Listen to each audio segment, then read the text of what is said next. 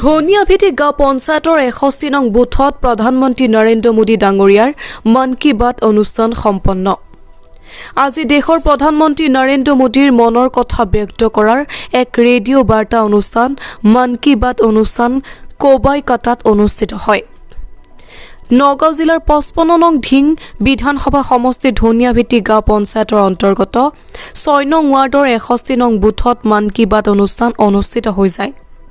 এই অনুষ্ঠানত ডুমডুমিয়া মণ্ডলৰ সভাপতি আছাদুল হক চৌধুৰী, বিজেপিৰ নগাঁও জিলাৰ OBC মৰ্চাৰ উপসভাপতি গোপাল নাথ ডাঙৰীয়া, ডুমডুমিয়া মণ্ডলৰ কনভেনৰ শ্বাহ আলম, ফৰিদা আহমেদ, বাবুল আনচাৰী, এমদাদুল হকে আদি কৰি আমাৰ ধনিয়াভিটি গাঁও পঞ্চায়তৰ বিজেপি কাৰ্যকৰ্তা আৰু মুৰব্বীয়ানসকল উপস্থিত থাকে।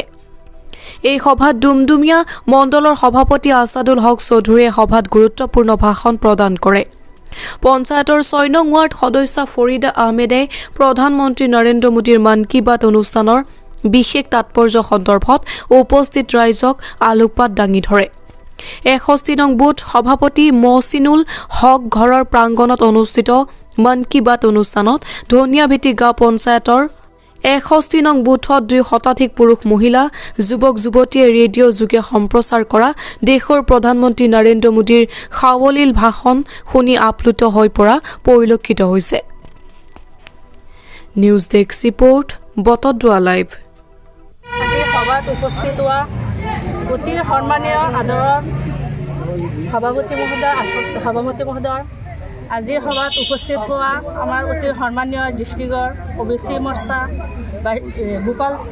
ভাইচ প্ৰেচিডেণ্ট গোপাল দা ডাঙৰীয়া, আজিৰ সভাত উপস্থিত হোৱা আমাৰ সন্মানীয় ধনিয়াভিটি পঞ্চায়তৰ ইনচাৰ্জ বাবুল দা ডাঙৰীয়া আৰু আমাৰ ধনিয়াভিটি পঞ্চায়তৰ এইখন সভাত উপস্থিত হোৱা আমাৰ এমৰাজুল আৰু লগতে আমাৰ বিহববীয়া আৰু আমাৰ অতি আদৰ আৰু মৰমৰ আমাৰ মা বৈ আৰু আমাৰ দাদা বাইসকল। আজি এটা গুৰুত্বপূৰ্ণ দিন। প্ৰত্যেক মাহৰ লাষ্টৰ দেওবাৰ আমাৰ মন কী বাত পালন কৰা হয় ভাৰতীয় জনতা। আমাৰ নগাঁও জিলাৰ OBC মৰ্চাৰ উপসভাপতি গোপাল দা ডাঙৰীয়া, ডুমডুমিয়া মণ্ডল কমিটিৰ সভাপতি আছাদুল চৌধুৰী ডাঙৰীয়া আৰু আমাৰ ডুমডুমিয়া মণ্ডলৰ মাইনৰিটি মৰ্চাৰ সভাপতি এমদাদুল ইছলাম ডাঙৰীয়া, উপস্থিত আই মাতৃসকল আৰু আমাৰ গাঁৱৰে জ্যেষ্ঠ মুৰব্বীয়ান যুৱক ভাই বন্ধু, আজি মন কী বাত অনুষ্ঠান প্ৰধানমন্ত্ৰী ডাঙৰীয়াৰ এই অনুষ্ঠানত আমি প্ৰত্যেক মাহে মাহে এবাৰ হয় আৰু এই অনুষ্ঠানত আমাৰ ভাৰতবৰ্ষৰ কিছুমান উন্নয়নমূলক কামৰ যোনফালে তাৰমানে আজি তাৰমানে মন কী বাতত যেনেকৈ কৈছে যে আমাৰ ধৰক চ'লাৰ আৰু ল'ৰা ছোৱালী তাৰমানে বাহিৰত তাৰমানে লিখা পঢ়া কৰাব লাগে, এই ইঞ্জিনিয়াৰ ডক্টৰ এইবিলাকত তাৰমানে বনাব লাগে, যাতে আমি তাৰমানে আমাৰ ল'ৰা ছোৱালীৰ ভৱিষ্যত কিদৰে উন্নতি কৰিব পাৰিম। ল'ৰা ছোৱালীক ভাল শিক্ষা দিব লাগে, ভাল সংস্কাৰ দিব লাগে, তেতিয়াহে আমাৰ ল'ৰা ছোৱালী আগুৱাই যাব পাৰিব। সংস্কাৰ ভাল দিব নোৱাৰি তেতিয়াহ'লে আমি সমাজৰ উন্নতি আগুৱাব নোৱাৰিম। বিশেষকৈ তাৰমানে আমাৰ যি মাইনৰিটি যি এলেকা, আমাৰ তাৰমানে কিহৰ অভাৱ, আমাৰ ল'ৰা ছোৱালী শিক্ষা দীক্ষা আমাৰ মানুহৰ কম। আমাৰ শিক্ষা দীক্ষা কম থকাৰ কাৰণে আজি আমাৰ উন্নতি কম।